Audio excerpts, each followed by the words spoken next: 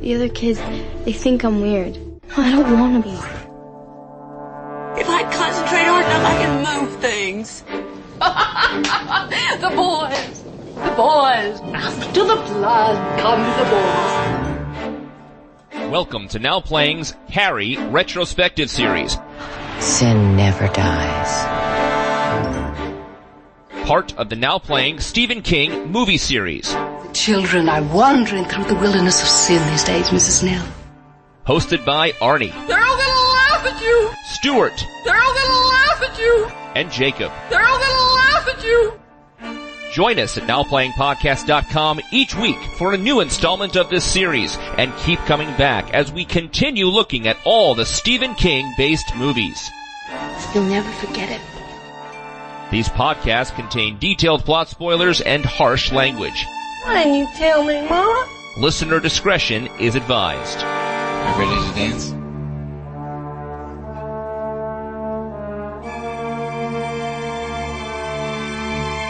Today we're talking about Carrie, starring Agnela Bettis, Patricia Clarkson, Rena Sofer, Candice McClure, and David Keith, directed by David Carsons. I'm Arnie, the co-host of Now Playing, who always cops to it when he's being a bitch. Stuart in LA. And this is Jakob. And you guys want a donut? They're glazed. That glaze, man, it's like crack. You guys ever do heroin? I'm going to abstain from that because I am not being interrogated by a police officer right now. I don't know why there is a police officer right now, but yeah, we're back on familiar ground with new faces and a new slant on things. Carrie 2002, the noir crime movie. Isn't this what we do here at Now Playing? We review remakes. That's how we got started. The remake of Friday the 13th, the remake of Star Trek, the remake of Halloween. So here we are with the remake of Carrie. I honestly forgot there was a remake of Carrie before the upcoming next week's remake of Carrie.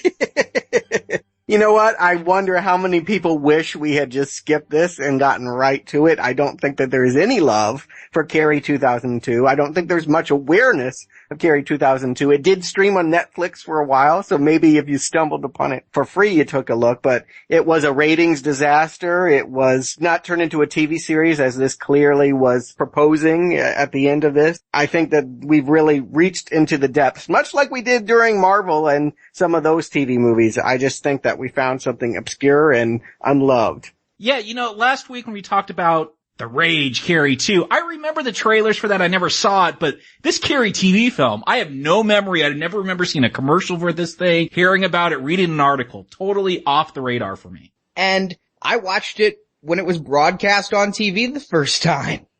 And the last time. Yeah, I had no doubt about that. It should be said, in the 1990s, a Stephen King miniseries or TV movie was an event. It was appointment television. Somewhere in the turn of the millennium, I feel like he got relegated to cable. I don't know when it happened. I guess that will be our journey to discover. As we go through King, we'll see how it goes from being must-see TV to look-away TV. But Carrie 2002 is really at the tail end and at the lower end of a wide series of TV movies. Honestly, when you say event programming, that basically narrows down to it and The Stand. I mean, if you look at some of the other ones that they tried to make events, The Langoliers, the remake of The Shining that we'll be covering all too soon. I honestly think it's that remake of The Shining when King's ego became so large saying, we're going to tell The Shining my way. Better than Kubrick. Can't wait to see it.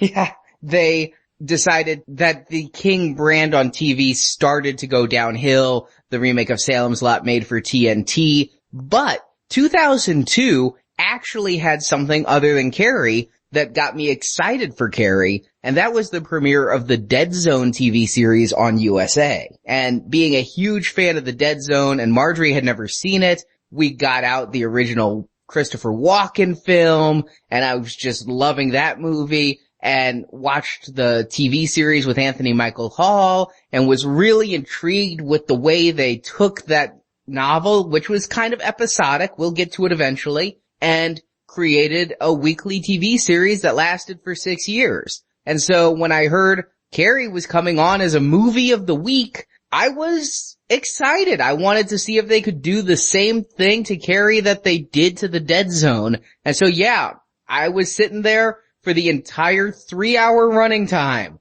I had very little memory of it. I literally only remembered the last scene, and that was it. I remember the movie as well, but only as you telling it to me and that last scene in a phone call. I didn't see the movie. I don't know that I would have been aware of the movie, but because you saw it and you were irate, you may have forgotten how you felt, but you were pretty jazzed about this movie, and not in a positive way after you saw it. It was a lot of talking you down from the ledge, as I recall, in the aftermath of Carrie 2002. I'll be wondering if you have the similar reaction. I remember very well your initial one.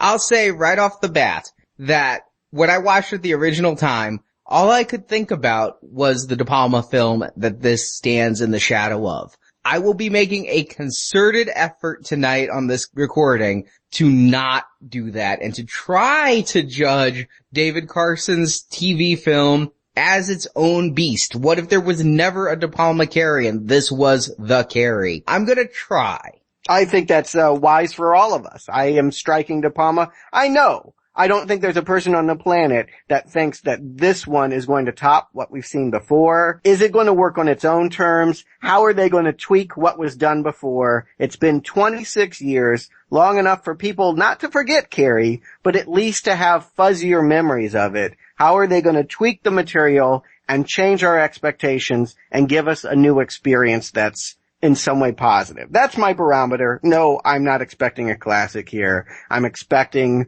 a revising that is clever. And I think there's reason to hope for that. When I look at the people involved in making this, you mentioned David Carson. He was instrumental in bringing Star Trek The Next Generation to television. The screenplay is by Bryan Fuller, who I think did an excellent job of adapting Hannibal Lecter to NBC television this past year. And I loved Pushing Daisies. Every episode of Pushing Daisies was TV gold, and he was completely behind that. Yeah, Dead Like Me, Star Trek Voyager. He has a long track record of making quality television. Well, maybe not Voyager. I thought that one was okay, but I watched about a year of that. But you know what? I think that they're in pretty good hands. There's no reason to think that these people can't find something new and find an end to making Carrie go from a classic movie that no one can top to Carrie a weekly episodic television series, which clearly was the intent. I couldn't find any proof of this, but watching this movie,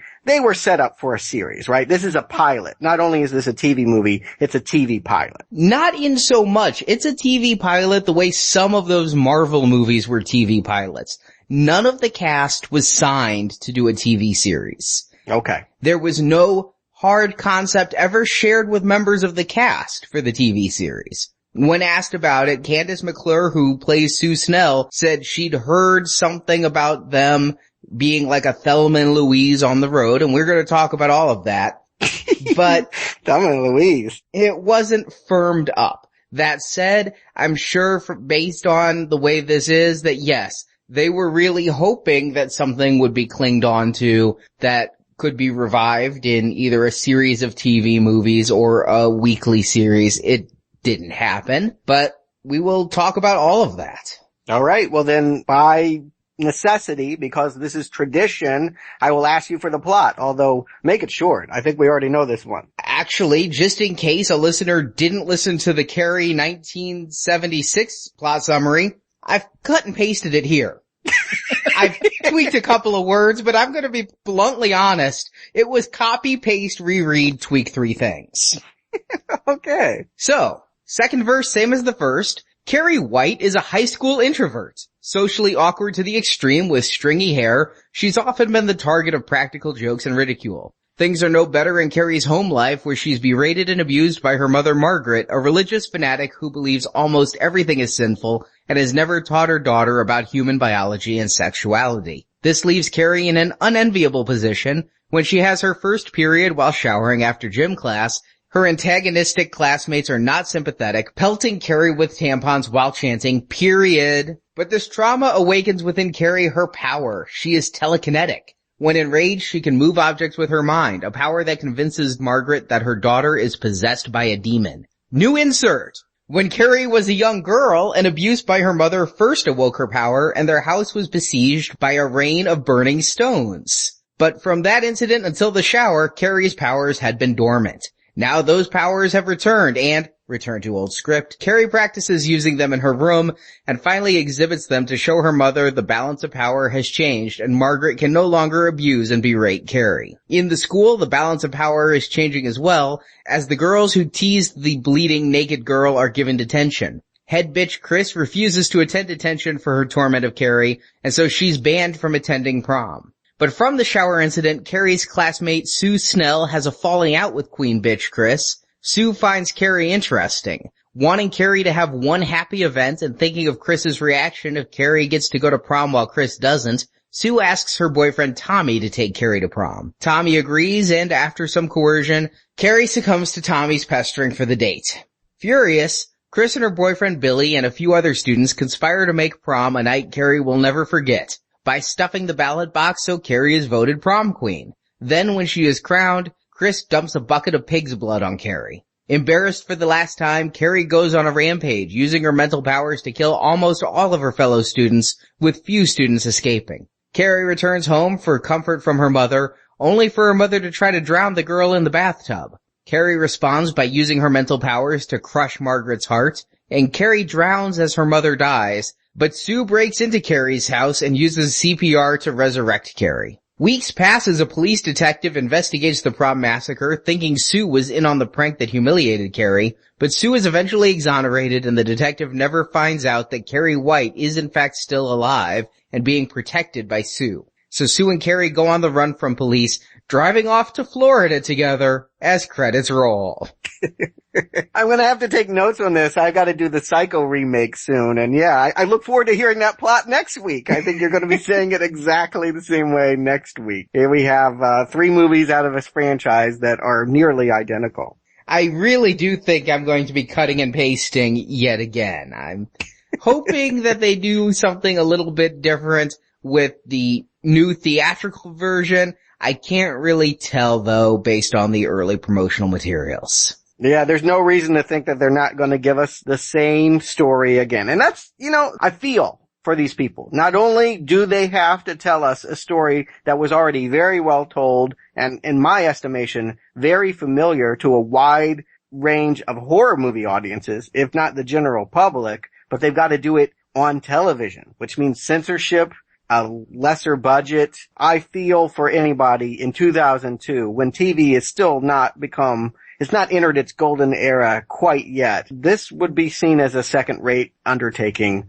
under those circumstances. Yeah, furthermore, that Carrie film, I don't know, it's a great film, De Palma's, but it's a very simple story. I think we all pointed that. It's a very simple revenge story. And so how are you going to come here and bring something new to it? There's not like a big twist, like when they remade Planet of the Apes, they try to spin that twist ending. What can you do here? That's what I'm curious. What are they going to do here to really make this worth sitting down and treating as something different than what I saw back in the 70s or watched whenever I put it on the DVD player? And my thinking is they don't have to do anything radically different. They have a good book to base it on. De Palma's retelling was fairly faithful. It left out a few things. They added some of those in here. But truthfully, I'm thinking for both this TV movie and next week's new theatrical remake, what Carrie needs isn't so much a new spin, so much as a modernization. There are audiences, and I'm oftentimes that audience when we review older movies here on Now Playing, that just don't like to go back and watch old films. They don't like the style. They don't like the pacing. And so I think that if you tell the same story, you don't have to add new twists and turns. You can just try to tell it in the early 21st century, hopefully a little better than the Rage Carrie 2 did in the 90s. So we'll see Carrie get, bullied on Facebook or something? Not in 2002. We're still, next 3 years? Week.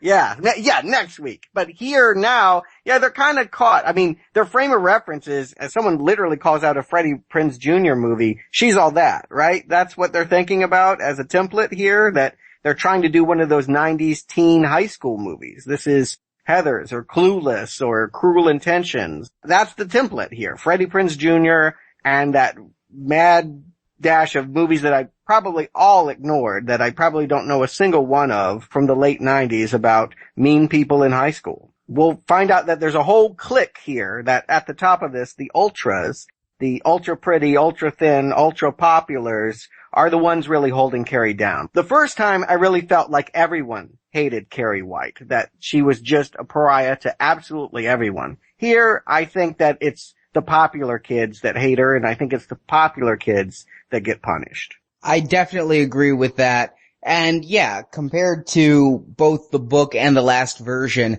Carrie was hated by all. Here, they definitely delineate. They have the stratosphere of people who just are very specifically out to get Carrie and her ilk. They go through this, and it reminded me of that movie Disturbing Behavior, when they start categorizing every student in the school into a social clique in this so cool manner. But in another way, isn't it slightly more realistic, especially for, I guess, a larger school, which is what this feels to me to be? This doesn't feel like small backwoods Maine anymore. This feels like a medium town filmed in LA, and that not everyone in the school would even know Carrie. And yet we only see the same 6 kids again and again, all sharing the same class together. I think they're bound by their budget on that one. I think you would like to feel that it is maybe a larger Midwestern. I got Midwestern. I have no idea why. Obviously filmed in LA. I got the sense that this is middle America, that this is not coastal. It's definitely not East Coast. There's no real accents. There's no real landmarks even. I get the sense that this is happening in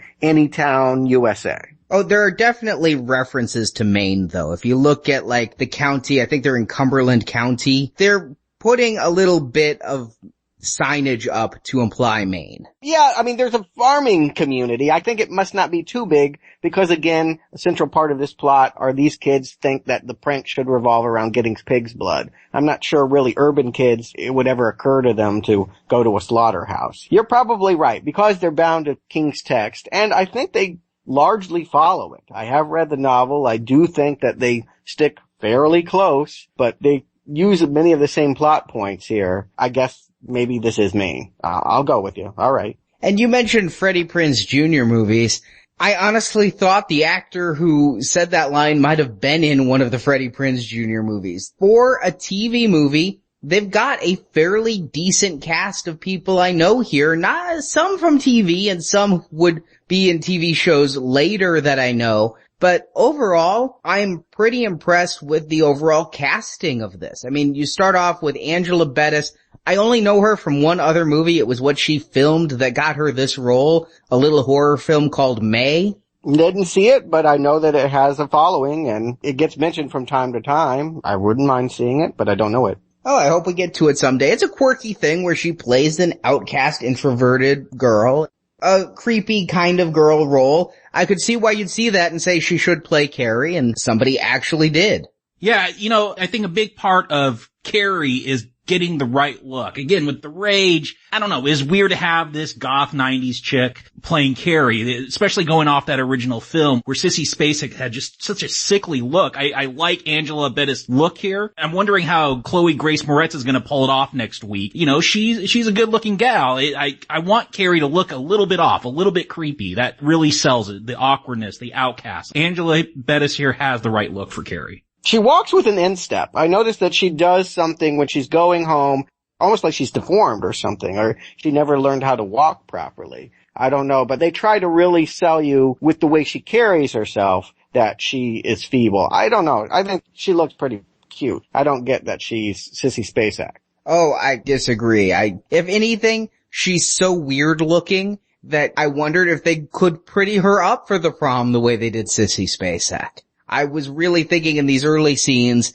that they found somebody so strange that is she too strange? Is she going to be able to come back from the edge? Never mind the fact, is she going to be able to carry a TV series? Don't you think they should have cast a fat girl? I mean, later we'll have the tormentors say pig's blood for a pig, and her story is related to Pygmalion. They keep wanting to work in this pig theme. Pig implies overweight. I think that would have been a way to go here, and that would have made it easier to understand why she was considered so ugly. I don't get it. When we get those insert shots in the shower, I don't get that she has an ugly body. I get that she feels ugly. I don't see it. Yeah, in King's original novel, she was overweight. Not morbidly so, but yes, that was the pig's blood for a pig was in the original novel said by Billy because she was bleeding like a stuck pig and she was overweight. Yeah, and it really sticks out when I was watching this because no, this actress is not even close to big. She's very petite. So it's weird they want to keep in those lines, keep the pig theme. Well, I know it's risky throwing fat people in a movie or TV. They don't think they'll get the ratings, but go for it if that's the story. I think you could do it today. I think we do have Mike and Molly. That's yeah. gone on multiple seasons somehow. I was going to say Melissa McCarthy has paved a way. And I think even before that, Roseanne, that you could have overweight women. And Melissa McCarthy was also, before Mike and Molly, a very popular character on Gilmore Girls, playing a younger fat girl. You could do it. But they've chosen not to for any of these representations of Carrie. And I think probably that's because Sissy Spacek in the role looms so large that if you made a fat girl Carrie, people would say that's not Carrie because it's not what Sissy Spacek looked like. Yeah, again, the interplay between how much do we redo what Brian De Palma did and how much do we try to reinterpret. It doesn't help that the poster for this thing is her in the prom dress covered in blood. I mean, I think you needed a different visual. I think you really, really needed to go as far away from what has been done. It's too iconic to go there. A fat Carrie certainly is the right step towards having me think of the character in a different way. And I think that's what they should do here. I think it should be a new click system, punishing a new girl for new reasons. And why try to set yourself up for the failure of redoing Sissy Spacek's look? It doesn't help. Yet we're going to be having the same conversation next week. No doubt about it. Chloë Grace Moretz. Yeah. Okay. Yeah. I'll save it. But one way I really wish they had emulated De Palma is with the videography here. Man, if the last two movies, even The Rage Carrie 2, had some good crane shots, had some real cinematic flair to it, they didn't even try here. You're not a big fan of CSI lighting where everything is dark? Like they go to the principal's office, lights are out. They're at the cops, lights are out. Like everything has that just that kind of green dark glow to it. This is CSI. It's a cop film. But there's also the scenes that are incredibly overlit, like the locker room scene and all of that. I think I like it underlit because when it's underlit, it's not screaming to you that this is video. This is something that will never get a high def release because it's not going to look any better because this was recorded in 480p. I mean, this looks like it was shot with a camcorder, and I'm not even talking a nice professional grade one. It looks like an old Ricoh. Yeah, in 2002, they didn't have the video cameras they do now. Now they could shoot this and it would look a whole lot better. I'm not just talking about the video image, which is washed out or underlit, as you guys have both pointed out. I'm talking about the style in which everything is handheld. Everything, the camera is inches away from people's face. There's way too many close-ups. I don't get a sense of movement or place, or I don't know whether it's because they don't have good sets and they can't move around them, but I feel claustrophobic. I feel like we got the wrong Carrie, the wrong look. It starts off in a really bad place. I just feel like instantly this is not going to be good. I actually like the shower scene close-ups. I'm surprised they got away with that much nudity on network TV. I'm telling you, I haven't watched a whole lot of CSI, maybe an episode or two, but this yelled early 2000s cop drama to me. Just the way it's shot and lit and those close-ups. It's maddening. That's why I could never get into those kind of shows. And of course it is a cop drama. I mean, it should be pointed out here, one of the major ways that they try to give this a new feel is by inserting this frame story. This is actually happening after the events of Carrie and the prom. That's all flashback. And that's the way King told the story originally as well. If you read the book, this whole book is told in flashback interspersed with police interviews. There's a lot more sources of data. There's a white commission that is researching it, kind of like JFK, and there's autobiographies written by survivors that are quoted. But the entire original novel is interspersed with these flashback point of view stories. So I took that as a throwback to the original book. There is another part to that though. If you guys found it odd, I mean, normally TV movies are 2 hours or they're 4 hours. This one ran 3. It was a full primetime block. Yeah, it wasn't 2 nights. It wasn't a miniseries. It was one chunk that's larger than 2 hours, which is strange. Yeah, it was supposed to be a miniseries that ran 4 hours like Langoliers and It. So what happened to that 4th hour? It's on the cutting room floor. Thank the Lord. Yeah. Does anyone remember Jasmine Guy? Oh, yes. She was the most obnoxious character from the Cosby Show spinoff, A Different World. Whitley. Sure. Yes. Well, she had a major role, apparently an hour long, in this TV movie. Wow. As a psychic investigator who clashes skulls with the detective played by David Keith. At the end of this movie, you see David Keith finally starting to come to terms that Carrie may be psychic. Where did he get that? Where was he coming to terms with that from? His interplay with Jasmine Guy, who'd been telling him this for an entire hour as a Tangina-like psychic investigator.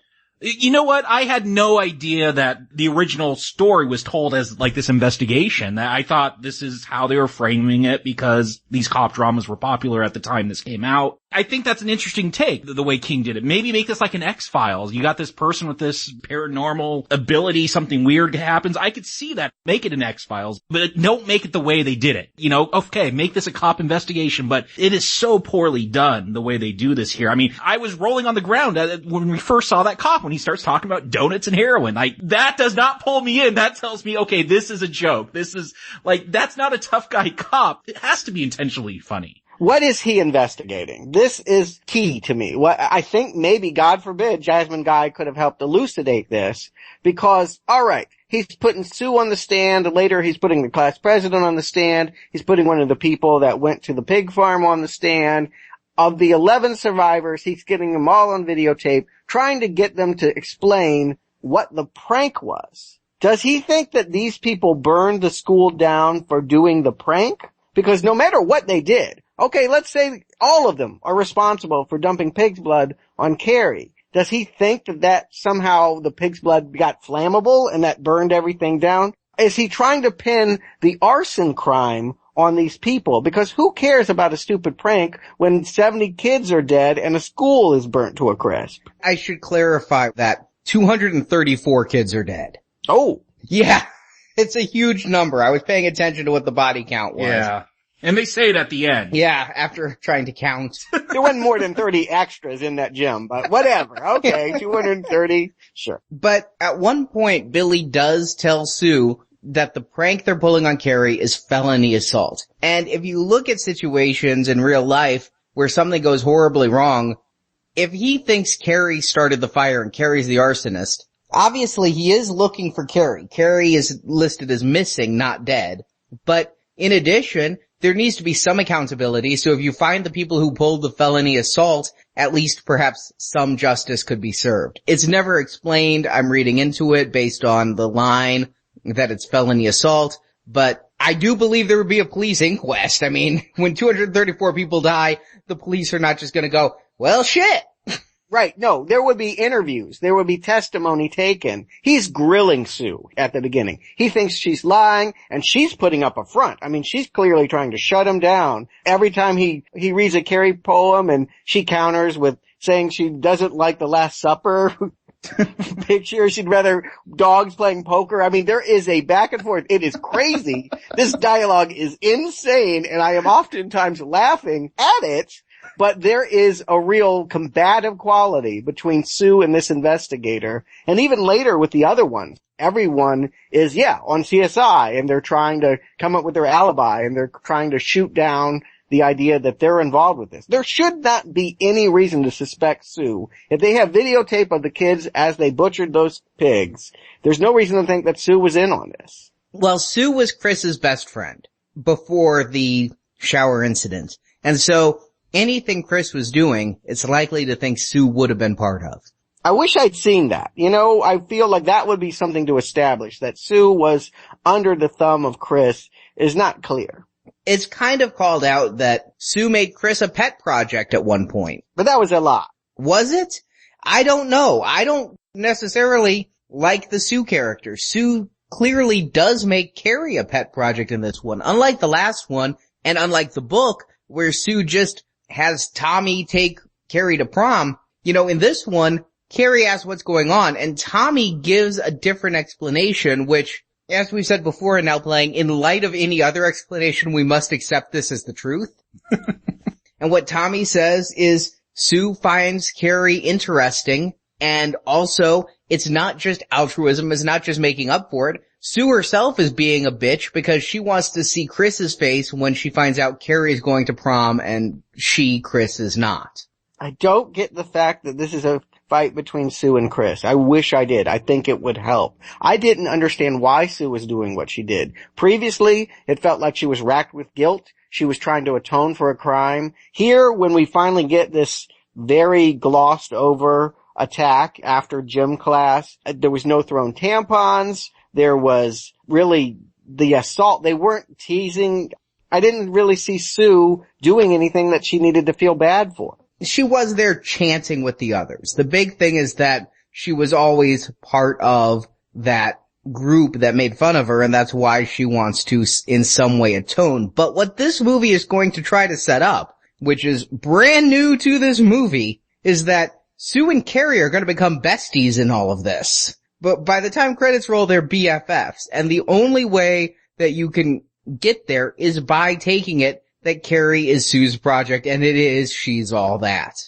Oh yeah, I definitely think that Carrie was Sue's project, and that's why Chris makes that statement later on in the film that, oh, Sue was once my project. I don't believe her, but I think Chris gets it that Sue has a project, which is Carrie, and so she uses that against Carrie. But yeah, this does feel very, that late 90s teen film. I wish the drama was as good as She's All That. I don't believe I'm saying that, but I wish it was at that level. I wish I was getting these clicks better and the cattiness between the girls. I wish that was all done better in this. I wish Chris was a bigger bitch. I really do. I mean, it is terrible to see all the girls torment Carrie early on, but in the book, in the De Palma film, it's really sent home that they are despicable people deserving of death. Here, are they really that bad? I mean, there's even a scene where Chris goes up and tries to kind of, in a bitchy way, smooth things over with Carrie.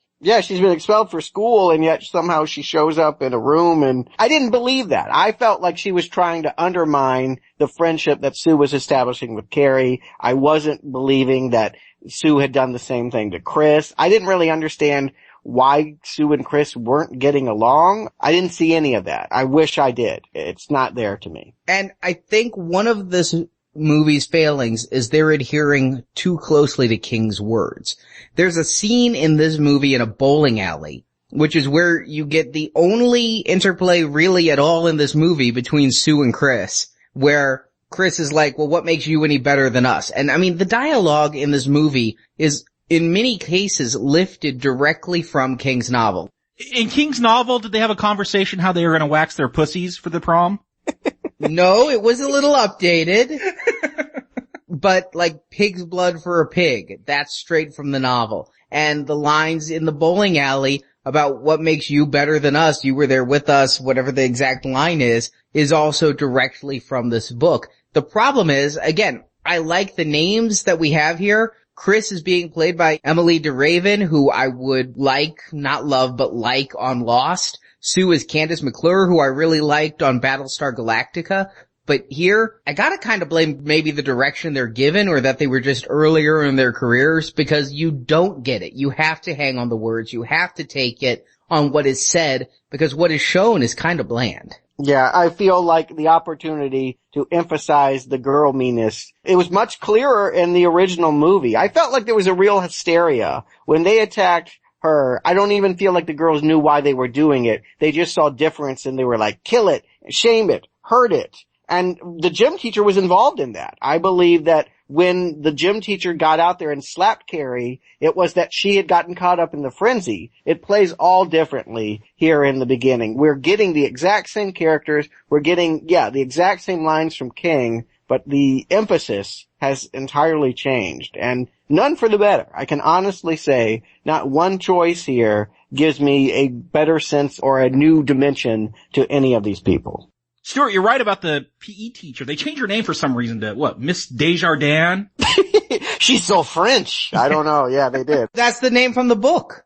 Okay. But you know what? You're right. We had different opinions in De Palma's about the PE teacher. Here, I think I had more of your feelings that you did with that movie, where I didn't like her. She felt like just another catty woman in this high school, and she was going out and she wanted to punish those girls, and she was mean-spirited. I didn't get that vibe like you did with De Palma's. Here, I get that she is mean and wants to get at these girls. I really feel like, okay, we're getting into all this high school drama, because those kind of films had been popular around this time, and she was just almost like another high school student, not a teacher.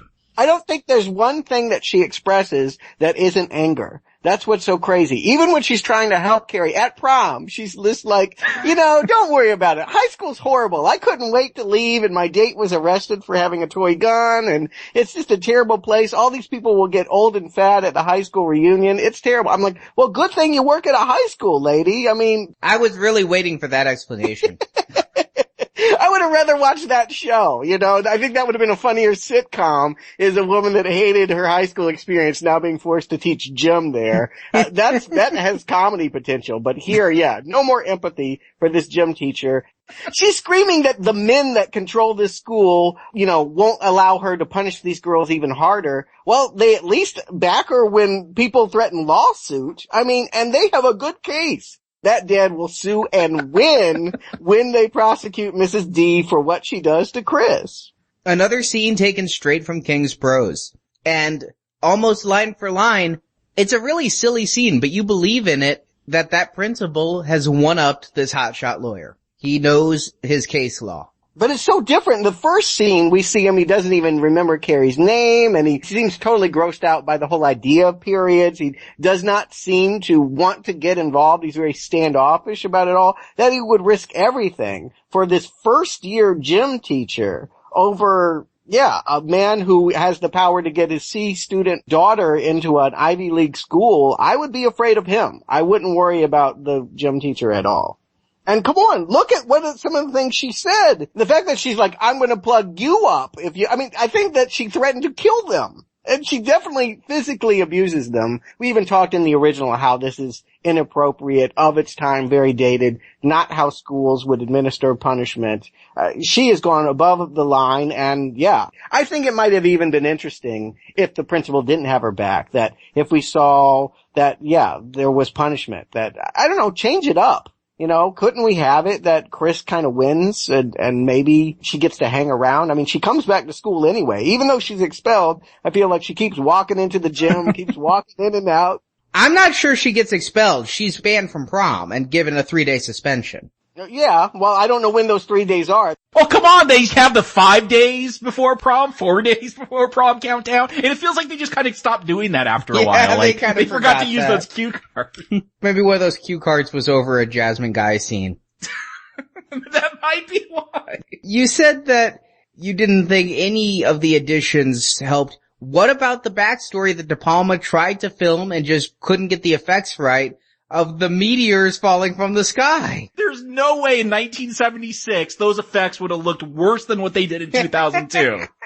Let's really nail this home. There is no way, even if they had interns throwing rocks into the frame of the camera, that would look better than these CGI meteors that come down and explode in just ridiculous Michael Bay fashion, with folks running in slow-mo away as the house is torpedoed from space. This is literally the money shot. This is the shot that took all the money.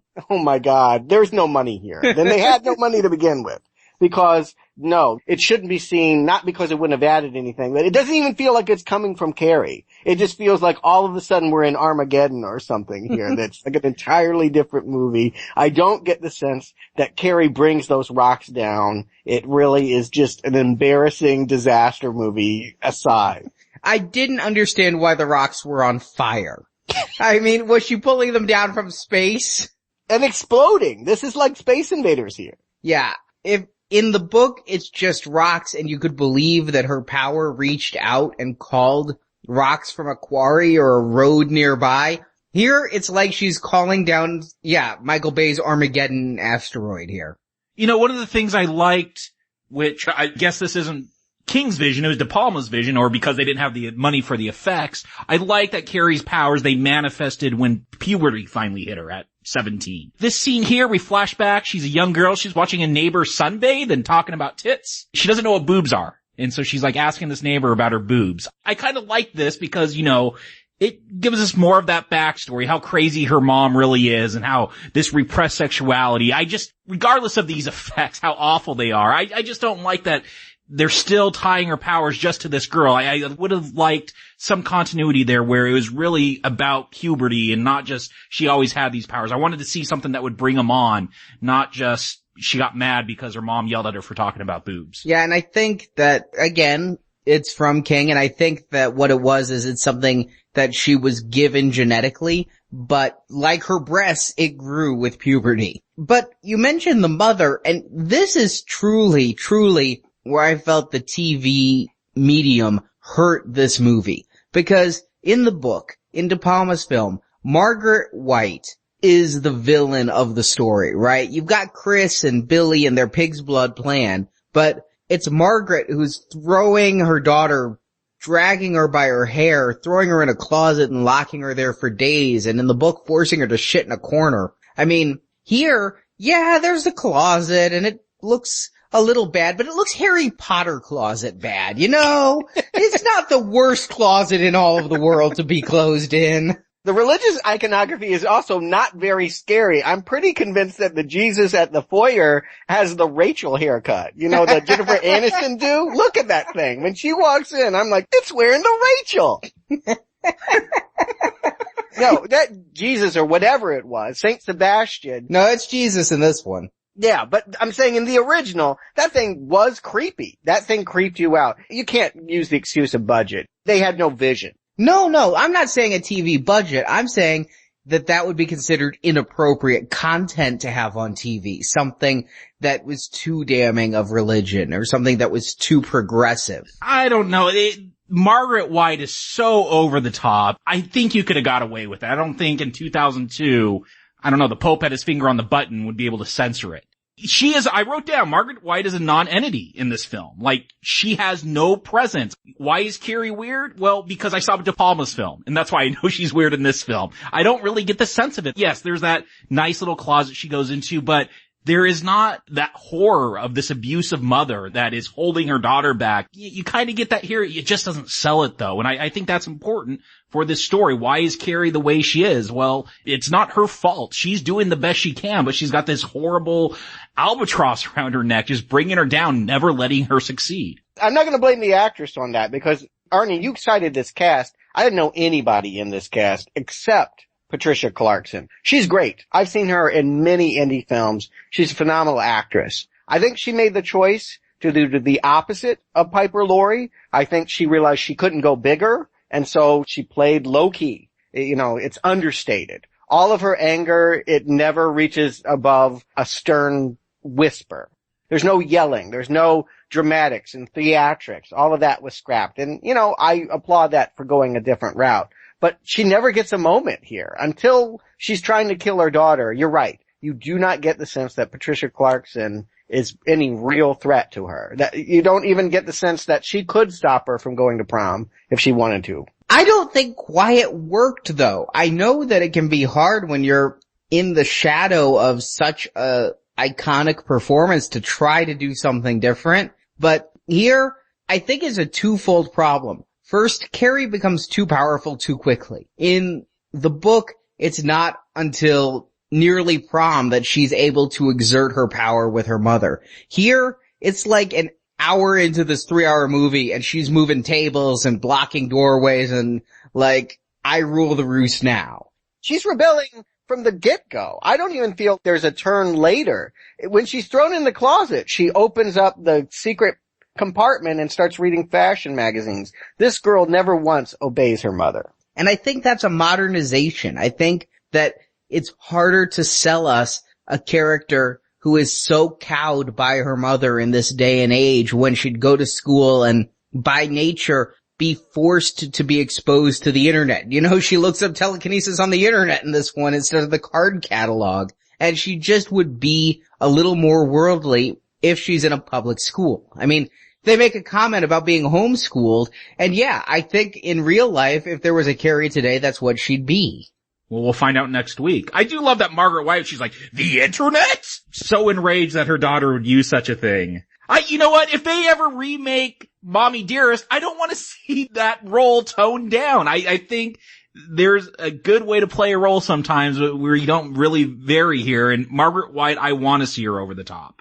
It's essential. You need to see rage. You need to see punishment. We understand Carrie, I've always understood Carrie as the product of bullying. And that comes not only from her peers, but right from the get-go, from a mother who could never handle the fact that she even had a child. You know, the very first scene of this movie is of Margaret White, and there's a shot. I really want to know what you guys think about it. The first image is of a bloody knife on the ground as she's in labor. Did she try to kill the child, or did she try to give herself a C-section? What is she doing? There is no one here to assist her as she gives birth to Carrie, and as rocks are presumably falling from heaven here. What is with that knife?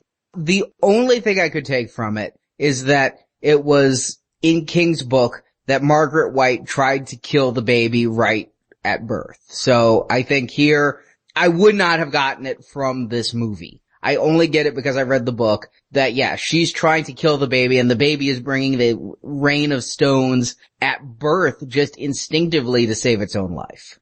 Oh, I didn't even get that. I thought that was like foreshadowing to the bad effects we'll get later on in the film. So even as a baby, Carrie was able to summon fiery, bad CGI'd rock. You know, I don't think that's the way to go. I think we needed to see that was what stopped her from killing her. I mean, maybe the rock physically knocks the knife out of her hand, or maybe just the raining down on the roof makes her scared and she drops it. But expand on this, please. Then again, with effects this bad, do not enhance the fact that we're supposed to believe Carrie is making rocks fall, because I never will believe that image. It is single-handedly the worst thing in this film are those effects. Up until this point, I always saw Carrie as being about a revenge story. It was like, you don't bully someone because in the end they may have the power to get back at you, and that there's a secret Revenge of the Nerds fantasy to her discovering this power and using it against all those that oppress her, and innocent people that maybe didn't oppress her, but she understood the rage. Here, I'm wondering, is she divine? The people here are so horrible, uniformly. I feel like everyone's so terrible. The system, the caste system, is so bad that someone has been sent here to destroy it.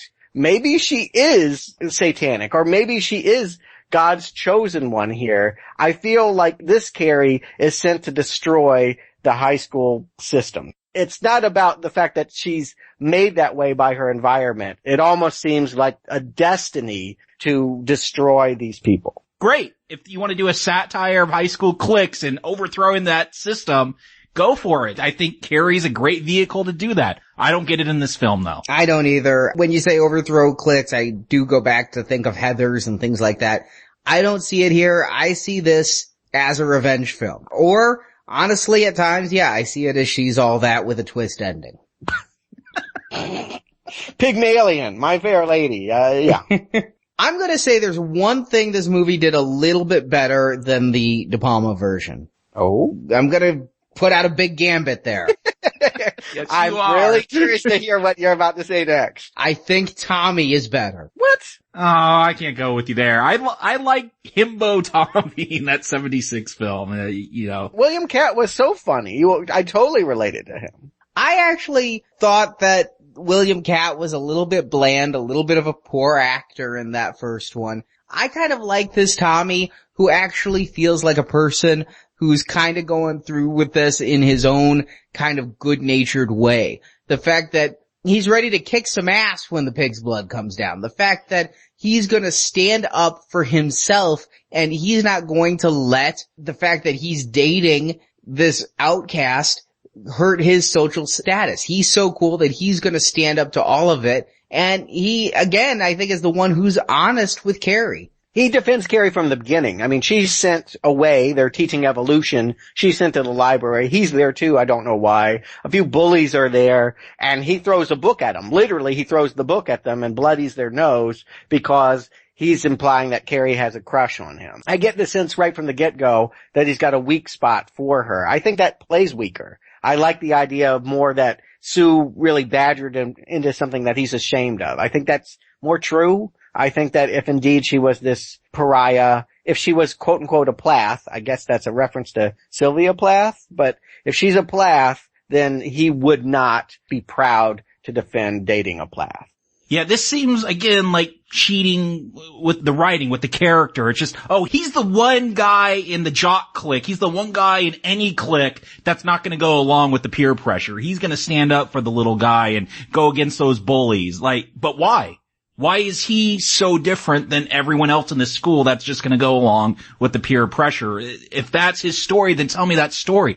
Through him, show me how Carrie could find success, emulating him, emulating his characteristics, being able to stand up for herself and not feel like she has to go along with peer pressure or be this victim anymore. But no, he is Freddie Prinze Jr. He's the stand-up guy. Even though he's in the clique with the jocks and they're kind of jerks, he's the stand-up one that's going to go and root for everyone. I think he's pushed into a lot of his stand-up nature by his girlfriend. She is the one who makes him take Carrie to prom and all that, but I just thought here he felt like a real person in a cast full of flat characters, whereas in the 76 version, I felt William Katt was one of the more flat characters. So I thought this was a mild improvement. No, I can't go with you on this, but I will say this. He is not the worst recast. The very worst. The one that, it's hilarious. The performance is actually a scream. I love that it exists, but it couldn't be more detrimental to the movie. The worst casting of the movie has gotta be Billy, right? Billy Nolan went from John Travolta, the sort of goofy stoner, I'll do anything to get some tail guy, into this preening, pursed lips, Jack Nicholson-esque psychopath. Hilarious performance. At one point, I think he's Zoolandering to it. I mean, he's got the pouty lips and he's like, oh man, this cat is crazy. Yeah, he's gone from slapping his girlfriend to threatening to murder her now. Well, again, that's true to King's vision. That's just how it was in 2002. You threatened to kill your bitch. Kids today, they're more sociopathic, maybe. In King's original vision, Billy was this complete sociopath who came to hate everyone around him and wanted to kill for fun. I mean, that is going there. That's great. You got 3 hours here. Why didn't I get that characterization? Instead, it comes off as a joke to me, not knowing that source material. It's just out of left field. If you have so much time, now you got time to develop characters. Do it. I think the problem is they cast a Canadian. And can we just believe a murderous Canadian? I did look up this guy. He did not work much again and is not working now. He didn't work in that film either. No, this was terrible. Like I said, the worst one. I can go with any of them more than this. And I think we needed to believe. Last time, I felt like Chris and Billy fed into each other, that neither one of them alone would have dared to do the prank at prom, but because they were in this union, that they dared themselves into doing it. And here, I really believe it all comes from psychopathic Billy. None of the rest of them would dare to kill the pigs, and he just can't wait to do it. He's hacking up, he's going crazy here. I kind of like his facial expressions during the pig killing scene, and aided with some 45-degree angle cinematography. I got crazy during that scene, but most of the scenes when he is threatening Chris and when he's trying to be the badass, he's just so miscast. Truthfully, you could take any other guy in this film and put it in that role and improve that. You could have David Keith as Billy and I would probably buy it more.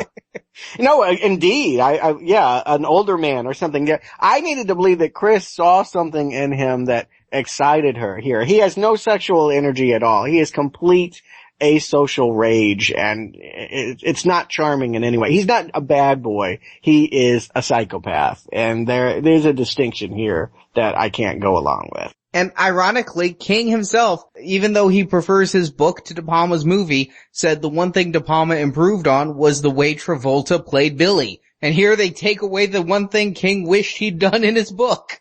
Also, they kind of bring back a couple other roles, if not by name. In the last one, we had the girl with the baseball cap in De Palma's version. Here we have Tina, played by that actress we saw in Freddy vs. Jason. Remember the stoner who gets raped at the rave?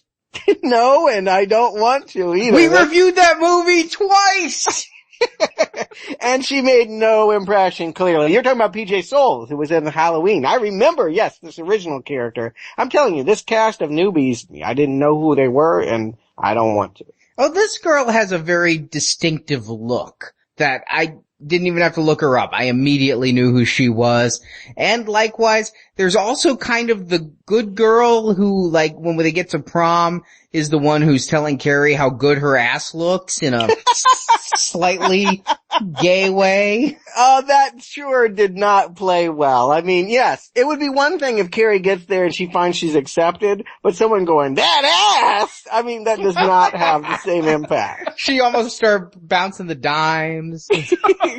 I thought she was going to twerk or something. This is just dumb. They got a lot of new characters here too, or at least characters I don't remember from the book. Was there a Norma Watson? The geeky class president, the one that actually gives labels to all the classes and says that she's not a geek? I think that's Lena Dunham, isn't it, from Girls? It looks like her. No, it's Megan Black from Elf. Elf, okay. I know her primarily as a cartoon voiceover actress. Perfect. She has an unusual look. I honestly thought that she was brought in to do a monologue with David Keith as a pickup when Jasmine Guy's scenes were cut. They're like, crap, we need to fill this hole. Let's hire some actress who we can get and get David Keith back for a day. And so I started scouring to see if we saw her in any of the Carrie high school scenes. But yeah, she's there at prom announcing class president. It is weird because for the first, hour and a half, I think it's just between this cop and Sue. And now we start getting these other characters getting interrogated. We get the student body president, which just out of nowhere, I'm like, oh, people live through the prom? I don't remember a whole lot living through the last prom in De Palma's. So what happens here? Something must be different if people survived. I agree. That actually sent the note. There was a couple times where something happened and I felt like, oh, then we are going to have a different ending. As close to what we saw before as this feels, there are things that are different here. And the fact that there are 11 survivors, yeah, I agree. That was encouraging. But did we think that she threw away the ballots? I mean, we know that Tina was the one that changed the ballots. The problem is the cop is trying to put together things we already know. And in no case is his suspicions right. I don't think that this Norma is got anything evil in her mind when she's sitting there chomping down on the donuts, recalling about how prom king and queen were voted on. Everybody is surprisingly blasé given the fact that 240 of their closest friends are dead. Giddy! I honestly think David Keith is the only one who understands the gravity of the situation. They're like, the funerals are over. How long should I grieve? I think that was actually Sue's line. Yes. She literally gives shade like that. She's like, oh yeah, I'm over this. Whatever. It's hilarious.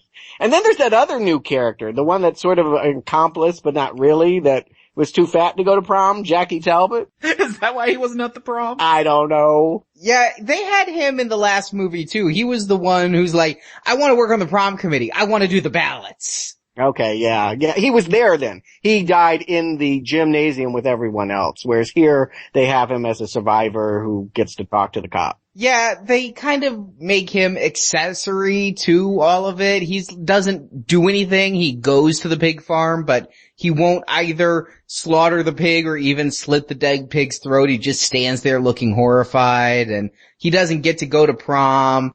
I mean, yeah, why some people get to live and other people get to die, including Carrie herself, but we'll get to that. First, we have the prom. And I had to look at the timer because I'm thinking this really feels like it's actually moving fast for something that once you remove commercials is still over 2 hours long. What are you talking about? You guys complained about the pace last time. I'm wondering how you're staying awake. I was wondering too. I think I dozed off a few times. This thing is stretched. I mean, stretched. The movie is actually only 2 hours and 12 minutes. Take away the commercials. There's 48 minutes of commercials that aren't here, thankfully. Those might have been more entertaining.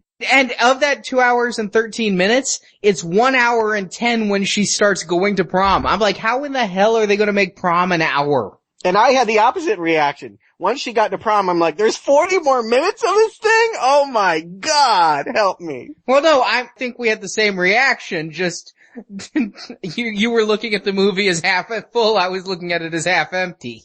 And full of piss. Yeah, this is horrible by this point. Yeah, I really wonder how they're going to stretch this out. But they do. They have these fake outs like, oh, she gets crowned and has a whole dance before she realizes blood is falling on her. I didn't remember watching this the first time.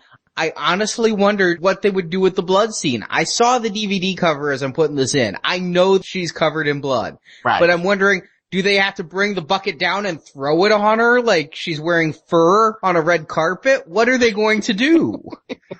In my curiosity was wondering, okay, we know some people have died. We know something's happened. I was wondering if they were going to change it up somehow. Maybe she took revenge a different way, because we do get that. We alluded to that whole speech that she gets from the PE coach, Mrs. D.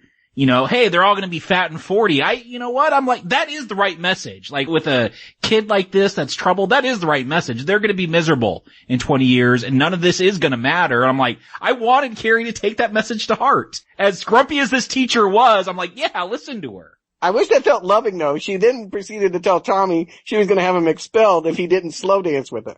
But then I still think all of that feels loving until the exact line after that is, make it a slow dance. She'll look stupid if it's a fast one.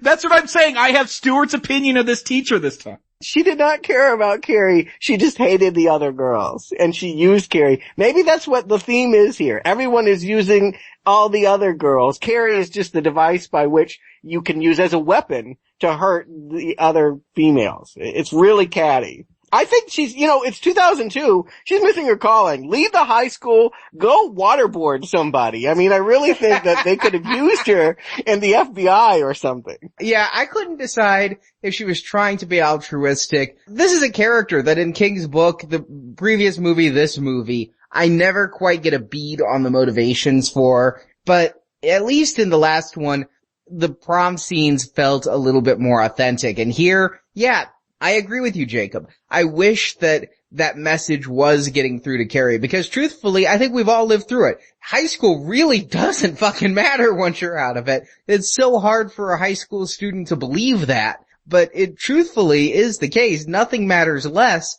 and yet here she's trying to convey that message, yet she hated it and works in a high school, as Stuart pointed out. That was something that bothered me too.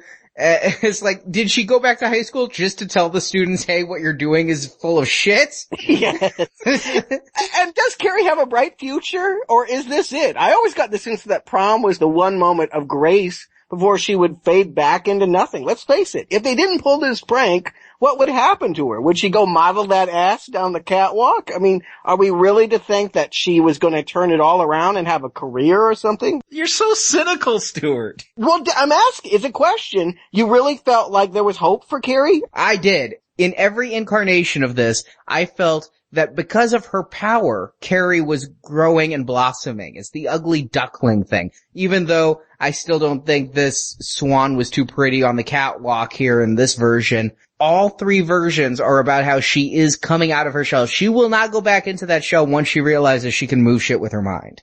Yeah, but I don't think that that's a career. No, it's not a career, but it's confidence coming out. She is getting confidence, and that helps you. That helps you figure out who you are, which will move you to a career. I mean, she stands up to her mom, and she's like, they're called breasts. All the girls have them. They're very fashionable these days. I'm like, oh, that's kind of, spunky for Carrie. I don't know if we ever saw Sissy Spacek say a line like that. She's getting confidence, and that's what's going to help her later on in life. She's getting past this bullying, and no, is she going to go get her doctorate right after high school? Probably not, because she didn't even learn about evolution, but it's a step in the right direction. Unless Professor X is going to give her a scholarship, I do not see that she has a bright future in academics, and I really don't know where she could fit in. She doesn't fit in. That hasn't been changed by the fact that people are faking nice and complimenting her ass for one day out of the school year. But if she gets out from under her mother's thumb, if she started going to community college, or hell, everybody's complimenting her seamstress skills, maybe she's the next Donatella Versace.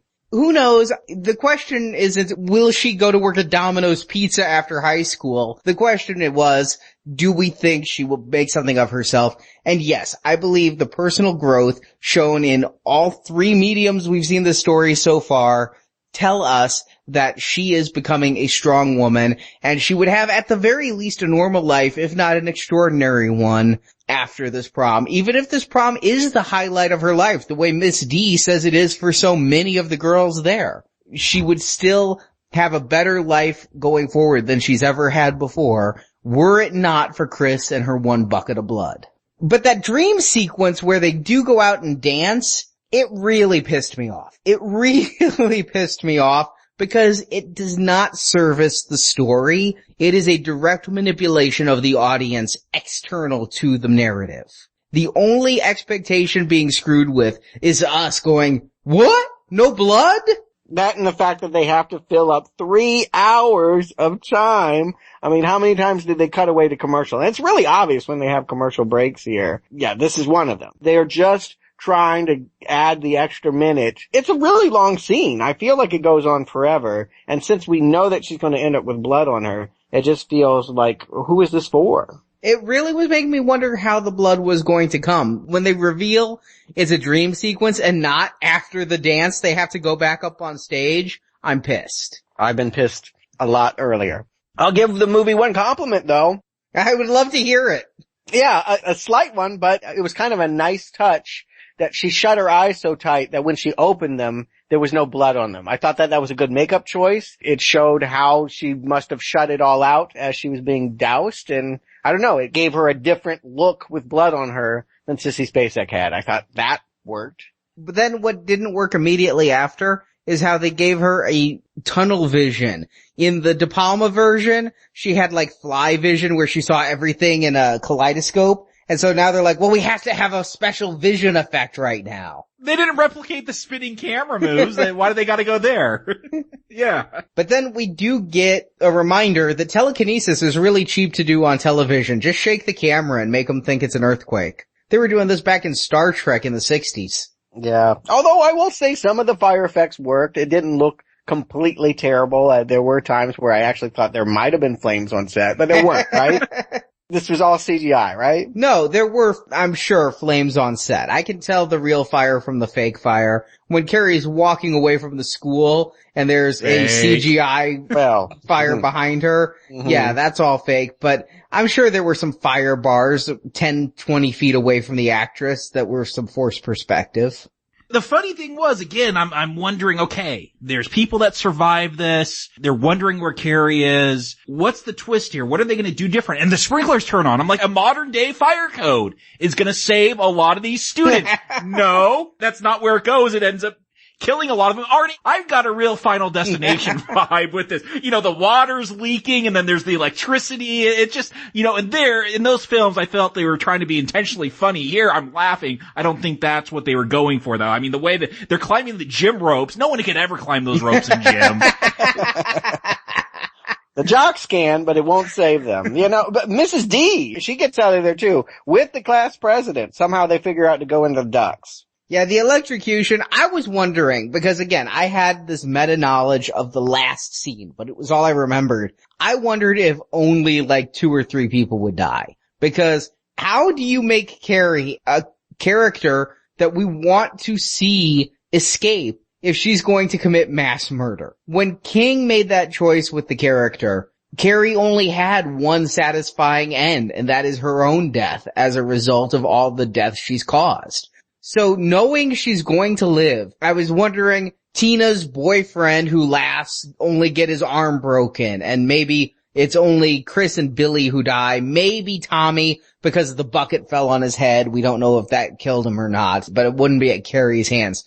When everybody starts doing the electric slide on the water, I was wondering, can they make this character relatable again? The answer is no, but they're gonna try. Right. No, she's killing, and this is what we're expecting, but you're right. The idea that we're supposed to want to see her do this every week, to think of this as a series in which, at the 40-minute mark, every week, Carrie's gonna walk in and go, you know what you need to do?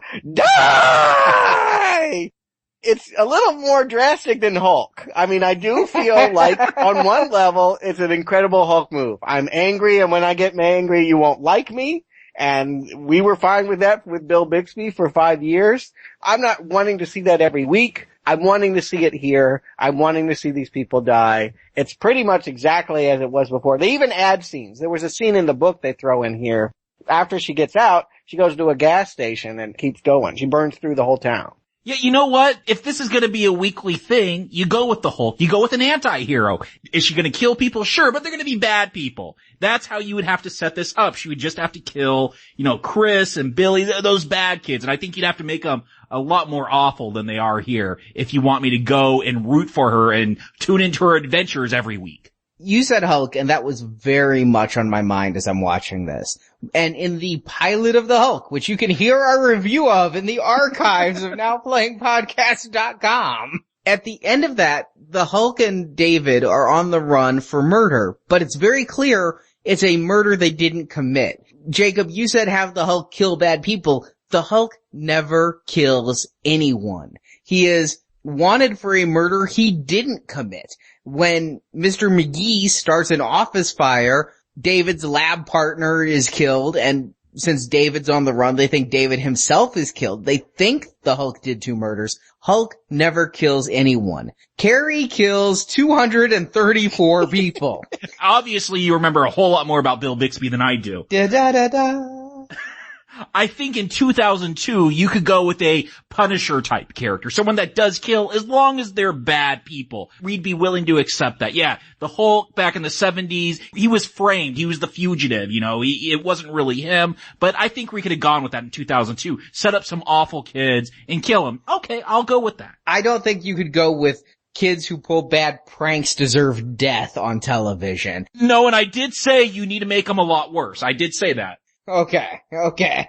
They've made Billy bad enough, at least conceptually. He's beyond redemption. I don't even think he's a high school student. I think he's older. He's not part of the clique system at all. I think you're right. If she had just killed him and Chris, that's a series. That she is going to lose control and burn anyone in her path is a bigger stretch to root for. And that they're doing it on this budget. I mean, no, less than this budget. This is the expensive pilot. Imagine how cheap it's going to look next week when she gets to Tallahassee. Again, telekinesis is cheap. The CGI fire, more expensive. As long as she never rains fiery rocks from the sky again, they'll be good. Yeah, don't pull that one out unless it's sweets. Hey, if we go with Margaret's religion, baptism cleanses you of your sin, right? We're baptized to cleanse us of original sin. When Margaret baptizes / tries to kill Carrie in the bathtub, does that absolve her of the 234 deaths? And then we're fine with her having a series? I don't think Margaret has the authority to perform a baptism of that cleansing nature. Because I definitely got a baptism feel off of her attempt to kill Carrie in this one. And the book in the last movie, it's with knives. Here, she's gonna drown the bitch. I knew it was going to be different. I knew the house wasn't going to come down because they had a scene much earlier in which the police detective was going through Carrie's things and it was still standing there. That was one of the mysteries of if it's not going to be that direct, then how is this going to go down? I think the bathtub was okay conceptually. I think blowing up her heart kind of looked cool in a way. It's just, this movie's too far gone for me to give too many compliments here. I think there's nothing at stake with this showdown. We didn't hate Margaret White. We don't like Carrie White. So who cares how it goes? Just end it. Yeah, and I don't think there's really worth looking into any type of symbolism here, whether this is a baptism or not. I just don't think it's that artful. No. I think Bryan Fuller is smart enough to put that stuff in, but whether or not it was intent here, the crushing of the heart like it's a Coke can, okay, I guess it's a way to take what King did and put it on screen. It looks really bad. But what hasn't in this film? Unlike you, Stuart, I'm not liking Patricia Clarkson, and I'm not liking the way she starts clutching at her chest when she's having this attack of the heart. Did I say I liked her? I said I like the actress. I didn't say I like this character. It's terrible. But then Sue comes to the house and does CPR. It's Baywatch now. maybe Sue's the real villain here. Maybe she wants to become an assassin, and so I'm gonna be friends with Carrie and take her town to town and get her to do my killing for me. Like, I don't get why Sue's gonna now show up and try to save her. Like, why? I've given up at this point. It makes no sense. There's no reason why this girl would ever have offered up her date to prom, made her this project. It doesn't make any sense at all, but at this point, it's batshit crazy. She's gonna leave home and drive her to Florida from Maine, if this is in fact happening in Maine. A road trip, Thelma and Louise style, in a blonde wig. Hilarious. I was relieved to see that was just a wig and not a haircut they gave her. I'm right there with you, Jacob. I'm like, what is with that? I'm like, no one's gonna tune in. You know, what was that show? Felicity? She got the haircut and it ended. No one's gonna tune in to watch that haircut every week. No one would tune into any of this. They didn't make the show. They got the message here. Yeah, the ratings were crap, and we never know if they get to Florida. Why Florida, too? I mean, whatever. Jacob, Stuart, do you recommend Carrie, the 2002 version? Jacob? Let me say the good thing. I like the actress who plays Carrie. I think it's a good look for the Carrie character. After that, I don't have a lot more compliments for this film. You know, there is some unintentional comedy with how ham-fisted a lot of these lines are, especially by this cop. And I think we said this with a lot of those Marvel TV films. Would this movie get me to tune in, you know, judging it as a TV film? Would it get me to tune into a weekly series? No, this wouldn't. I don't want to see this character go on week to week. There's nothing real great about her. She's kind of a mass murderer. And so does it convince me to root for her like it obviously wants to? No. Does it have great lighting? Does it have great writing? Does it there's nothing real great about this. There's nothing real standout. There's nothing worth my time, you know, especially because it does have that longer running time because it was made for TV. There's nothing here for me. So, no, not recommended. Stuart. I'm hoping this is going to be one of the worst King adaptations of all. When I get through King years and years from now and cite the 5 worst films in the retrospective, I'm thinking this might be one of them. It is tremendously bad. I mean, just deplorable across the board production, all of this. The irony is we're ready for it now. Bryan Fuller right now, if they said today in 2013, hey, you know what we ought to do is bring Carrie to TV, this guy could do it. I saw what he did with Hannibal. I saw how he turned a serial killer into a likable weekly character we wanted to follow. I think he could do the same thing with Carrie. I think they could turn the original novel into a 1-hour pilot and give us something great with a higher budget and the Bryan Fuller touch. But as is in 2002, maybe he didn't have the clout or the skill or whatever, but this is an embarrassment on his resume. It is the worst thing hopefully he'll ever do that we'll see in the King retrospective. Absolutely the strongest of not recommends. I said when we started this, I'm going to try to judge this when not in the shadow of De Palma's film. And that's so hard. It is so hard. I don't know that I've done a great job because I did a lot of comparisons of roles and I tried to find something this did better. And it's really hard because if I compare these two, this is the lesser in every way. But how is this? If this was the only interpretation of Carrie, how does it stand? And yeah, there's bad line readings and bad production value. It goes with television. I have to take my expectations down a level. I do think that some of these performances are good. Agnela Bettis is a fairly good Carrie. Candice McClure gives us a totally different view of Sue. It's not entirely great, but I kind of like Sue. I kind of like Chris. I actually am really happy to see David Keith because when I think of that man, the only thing I really think about is Firestarter and if I think really hard officer and a gentleman. So I think that's why he got this gig is the Firestarter connection. And I like that they stick a little bit closer to King's original text and try to include some of those things, admittedly not with the greatest production values with those flaming stones. But does that mean this movie is a flaming stone itself? It's based on a good story and it's a fairly faithful adaptation. So I was kind of leaning towards weak not recommend. Oh, Arnie. Until the end. And then I just go really to the strongest of not recommends because you cannot tell me this character can seek salvation. You can't tell me this character we want to root for her to get to Florida after 234 homicides. From the moment she gets in that pink dress and goes to prom, this movie just goes to hell. And so, no, it's a not recommend. I don't think this is going to be in your top 5 worst, Stuart. I think I could name 5 right now. We may not get to them for 4 or 5 years, but I think, oh hell, let me just throw out a few names. Children of the Corn 666, Lawnmower Man Graveyard Shift. I mean, their list goes on, Tommy Knockers. So, no. Why are we doing this retrospective then? It gets worse than this. If this is not a top 5 worse, I'm worried. Yeah, and should be. I don't know that those are worse. I think I might have more genuine fun, laughs. It's one thing to be terrible.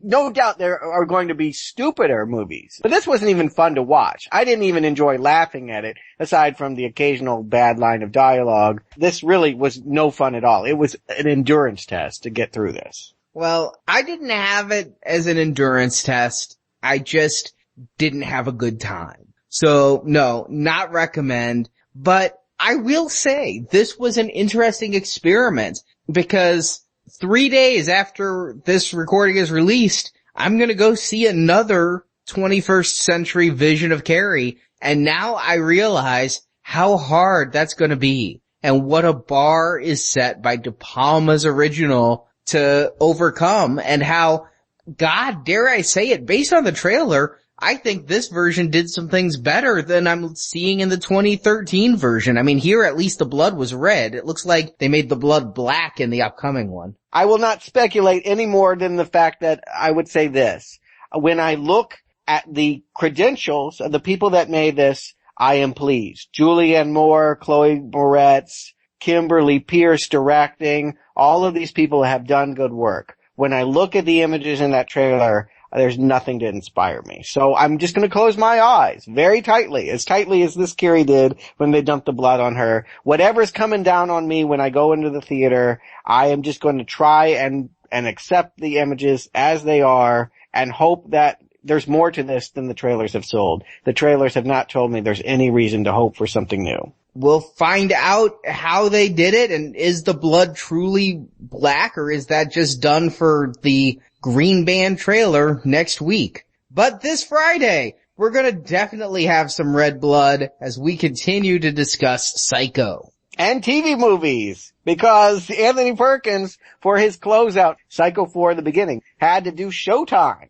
And that's Showtime in 1990s. It really wasn't even cool back then. But yes, Psycho 4, The Beginning is where we're at in our Psycho retrospective. I hope you guys are following along. I'm having a great time. I've only seen this one once. We're coming back to it. Psycho 4, The Beginning, this Friday. You can find out all the details on how to get all 6 of our Psycho podcasts by heading to nowplayingpodcast.com, clicking the banner at the top of the page, and becoming a gold donor. Your donation helps support this show. We have, as I've stated, years of Stephen King to do. Years. We are really working hard to figure out how to just get the night shift adaptations in during calendar year 2014. And that's a lot of them. Yeah, 22 movies, I think. So... Whoa, 22? In one book. Yep. Well, I guess we're not doing Star Wars or RoboCop or Mad Max or The Hobbit, any of those things. It's just all King all the time, just for that one series. Nope, we're doing so many of what you've listed, not Star Wars ever, but so many others. And to keep doing this, to keep going for the years we have planned, we need your help. And by help, I do mean your dollars to help pay for the show and help cover our expenses and help us in so many other ways. So $25 or more, you get all of the Psycho podcasts plus the 5 Simon Pegg, Nick Frost movies, Shaun of the Dead, Hot Fuzz, The World's End, Paul, and Attack the Block. If you can't do $25, then $10 or more, you still get the Simon Pegg, Nick Frost movies. These are only available until Halloween. Then they go in the vault. I've gotten so many emails over the past few weeks. I think because we're doing a donation drive, people are looking at the past ones. They're emailing me. They're going, what if I give you $40? Can I get Aliens? No. Once they're in the vault, they're in the vault.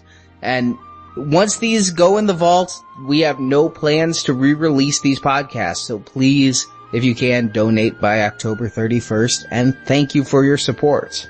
So Jakob, Stuart, thank you again for joining me. So until next time, it's best if we just go away for a while.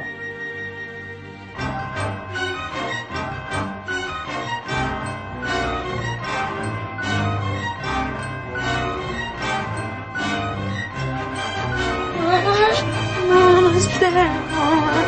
I heard something. We will pray. We'll pray.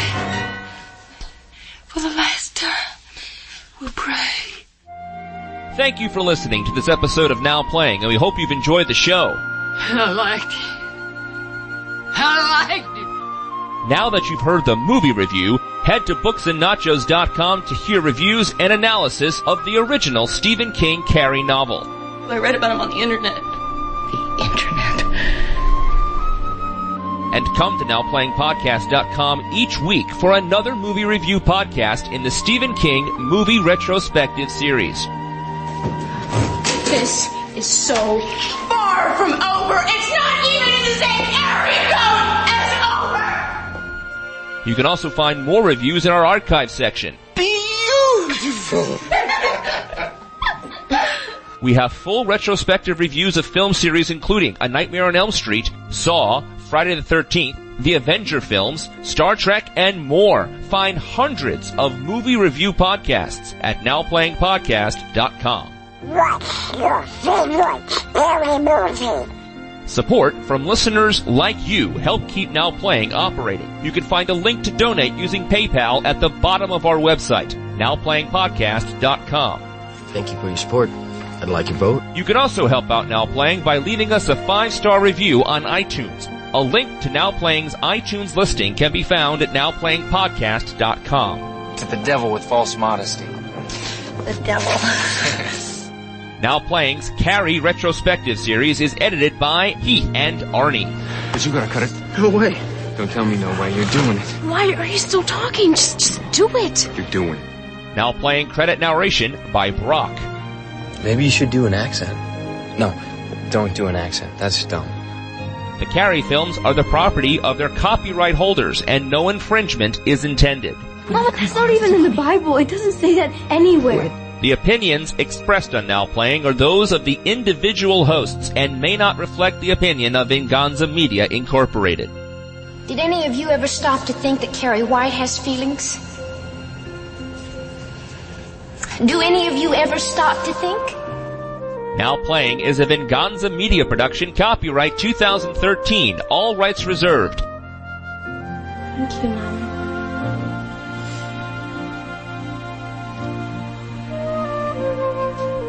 You can go to bed now.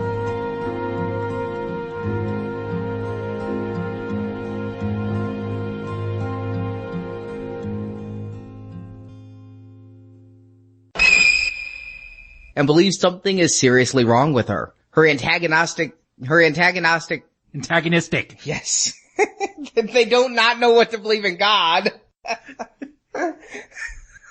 Their antagonistic classmates. Oh, shit. I should just copy and paste You the already audio. did this. Yeah, I was about to say, just go back to the original voice track, really.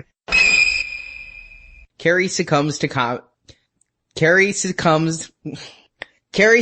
Tommy's pestering for the date. But Sue breaks into the White House. That came out weird. The White House. The Whites' house, yes. The house that the Whites live in. Not Obama's pad. Investigate Mulcahy? How do you pronounce that? Signage up to imply Maine. Sorry. Oh, you okay? Yeah, no, that's not me. That's the power cord falling.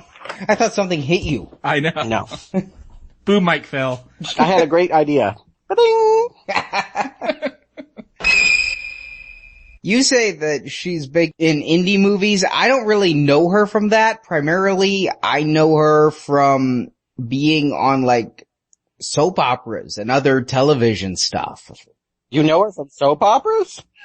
What soap operas are you watching? Oh, Clarkson. I'm getting confused with Miss Desjardins. Oh, no, yeah. No. Okay. He knows her from the soap opera. Yeah, I know. We will return to this thought process later. Yeah, I'll get that line later. My obligatory Melrose Place reference. Maybe she's the next, what's the name? Isabella Versace? Is that the name? I don't know. Versace's the name. Yeah, Versace's and Isabella. I don't know. What's that show where they sew and, Project Runway. Yeah, there we go. Here, hold on. Let me find one. Maybe she's the next Donatella Versace. Pilot of the Hulk, which you can hear our review of in the archives of NowPlayingPodcast.com. With another 3 or 4 Hulk TV films. Yeah, I was gonna say, don't forget those terrible 3 consecutive TV movies afterwards. So much Lou Ferrigno. You can never have enough of Lou. Too much Lou Ferrigno. Never enough Lou. Except I find the Freddie Prinze Jr. line to be kind of funny. They couldn't do that in 1976. Yeah, they didn't know who Freddie Prinze was. They knew who Freddie Prinze was. They just didn't know who Freddie Prinze Jr. was. Always am happy to see Keith David. We kind of ignored him. I think he got the job because we're going to be talking about him when we get to Firestarter. That's the role I actually know. Keith David. David Keith. Now, what's the difference? I mean, my God, I can't keep him straight.